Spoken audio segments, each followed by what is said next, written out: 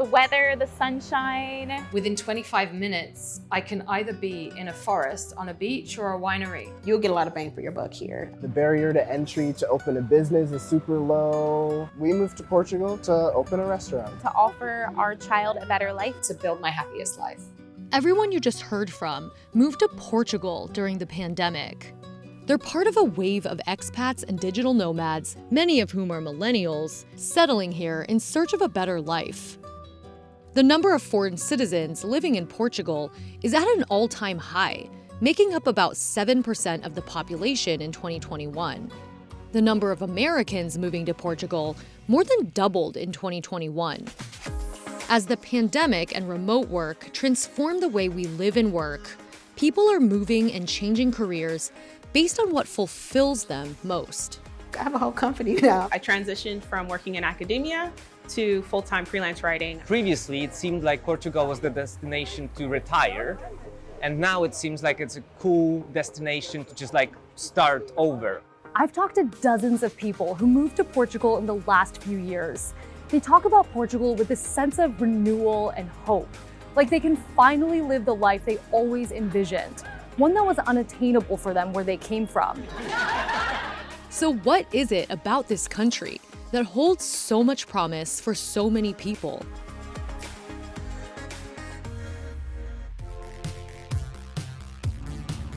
Ready for takeoff. I visited Portugal for the first time to find out how this small European country became such a hotspot for expats and digital nomads around the world. You live within walking distance of here now. Yes, less than 5 minutes away. And this must be so different than Atlanta. Oh, very different.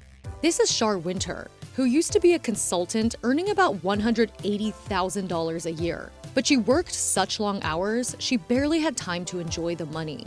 My dad passed away in 2018, and that was the turning point when I realized I don't want to work myself to death.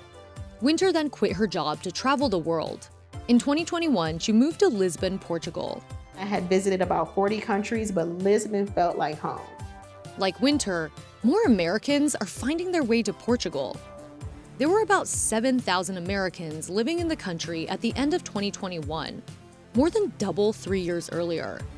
The US is the 24th most represented country among foreign citizens. Most foreigners settle in the Lisbon district, which includes the capital city of Lisbon, followed by the Faro district, a popular vacation destination also called the Algarve. How does living here compare with the US? How much I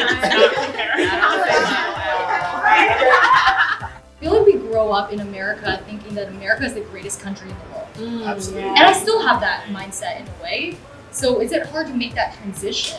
I think it's liberating to leave America. Where can you live in the center of the city in America and look at the ocean and eat fresh seafood and work in your freelance entrepreneur lifestyle?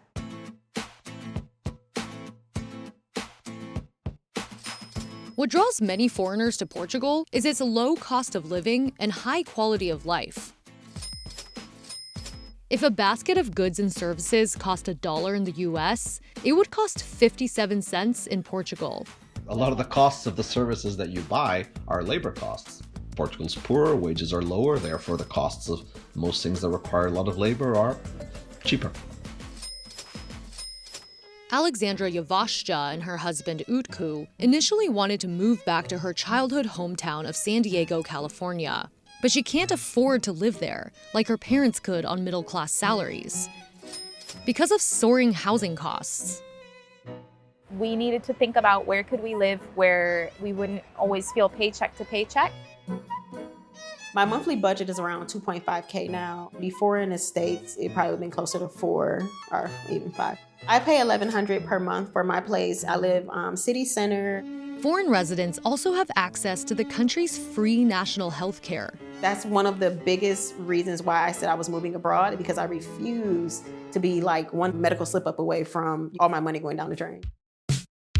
Portugal is often referred to as the California of Europe, except you get California temperatures and beaches without California prices.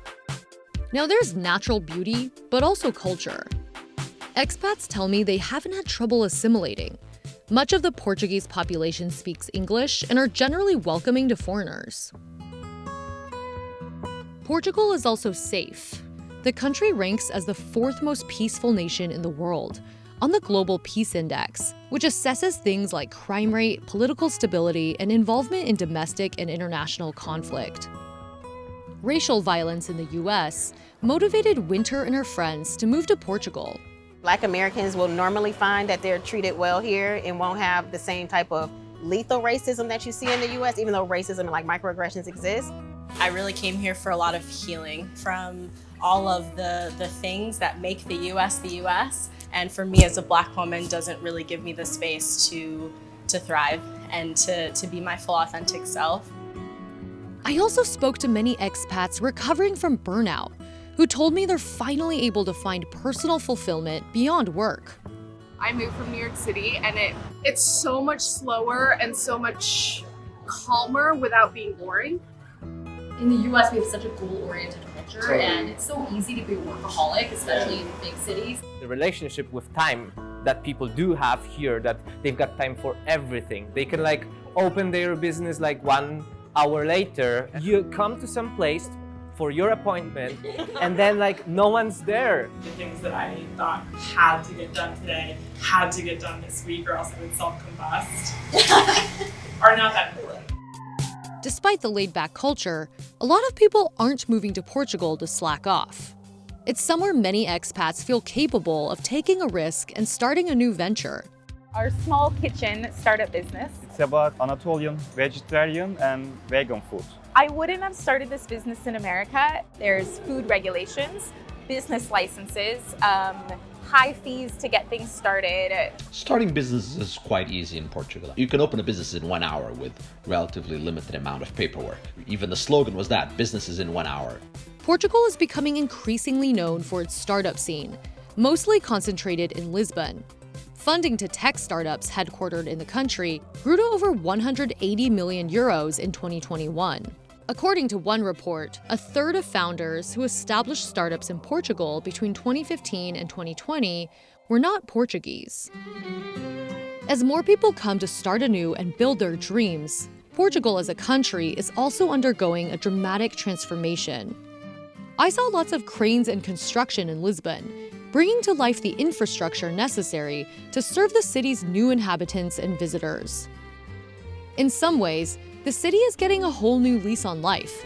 And in other ways, what makes Lisbon authentically Lisbon is being stripped away.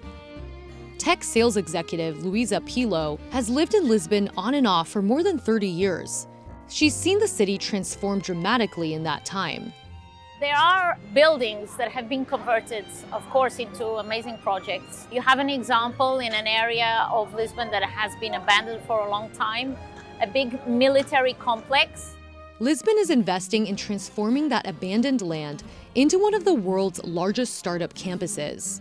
It spans tens of thousands of square feet, comprised of offices, exhibition halls, and event space. So before the huge influx, very much a quiet city, a city in need of a lot of love. This area where we are at was a dying neighborhood. So the result of foreign residents coming in is a better city, more mobility, jobs, better housing. But not all this change is positive.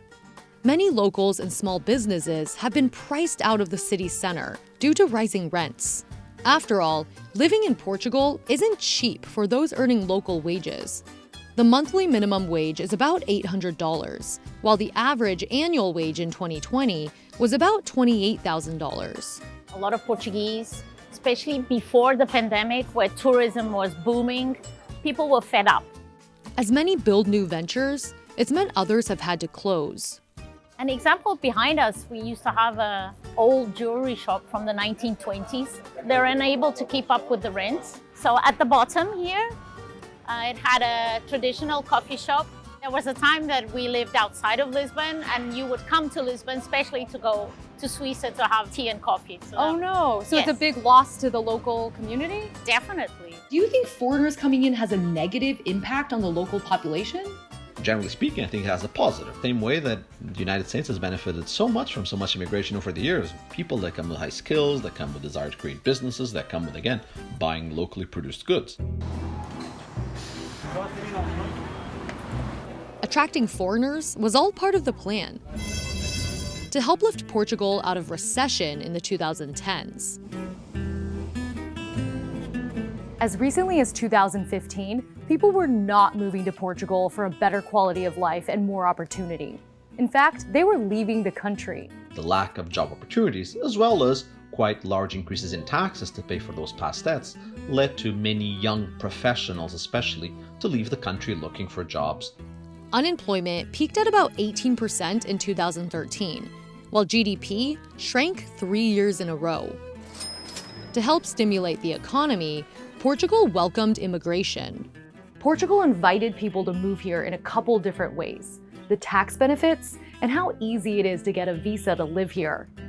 The most common visa, the D7, requires applicants to show monthly income of at least the Portuguese minimum wage.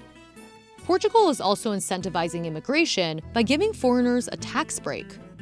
If I moved here, I would not pay taxes in Portugal on the income I earn from CNBC for the next 10 years, as long as I'm being taxed in the US. These incentives seem to have worked, but very few people I spoke to mentioned them as reasons for moving. It was all about the promise of a better life.